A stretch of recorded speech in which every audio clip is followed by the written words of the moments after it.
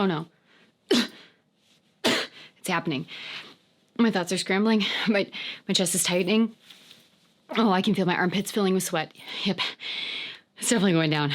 My heart rate's rising. My palms are clammy. Oh gosh, my mouth, it's like sandpaper. Quick, someone give me the ice water.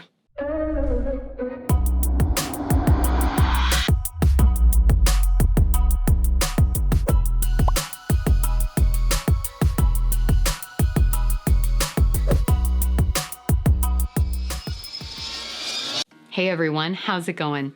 I'm Wackett. Thanks for joining me for another video as we work to empower and equip you with the confidence and skills to raise your own story so that you can live your life on purpose. Today, we're talking about a simple trick that helps in times of panic and anxiety, the cold water technique. Now, to be clear, there isn't really a technique involved. It's more an exploration and celebration of the power of cold water and how we can use it in those moments anxiety is attempting a hostile takeover of your brain. So, what can we do?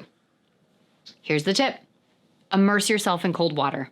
Yep, I said it. Take a dive in a cool pool, turn that shower knob all the way to the right, or just plunge your face in a bucket of ice cold water. Now, I know you feel that same back twinge that I do when you hear it. Electively make yourself cold and wet? Yuck. It is not fun, and it's super effective.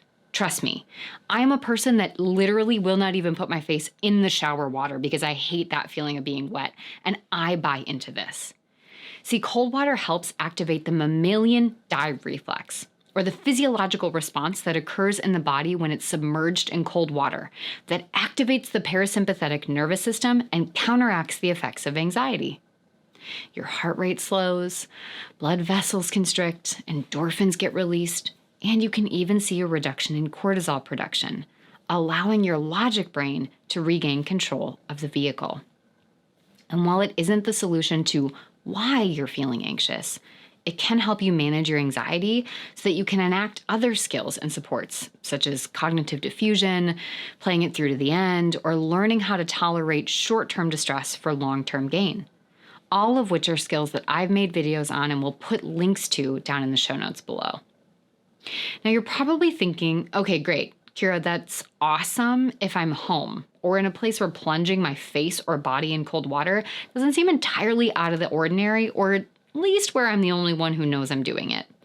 But I can't just dump my face in a bucket of ice water in the middle of my annual review, or take a shower at my great aunt's house because my cousin Sam is broadcasting his views on what's wrong with the world at the dinner table. So what do I do in those moments? Is there any hope?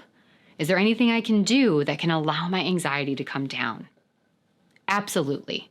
In this case, grab a glass of ice water and breathe.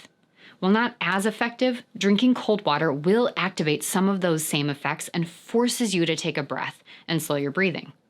Plus, no one questions the presence of a water bottle or excusing yourself for a beverage, so you won't have that added anxiety of worrying about what people are thinking of you at a given moment.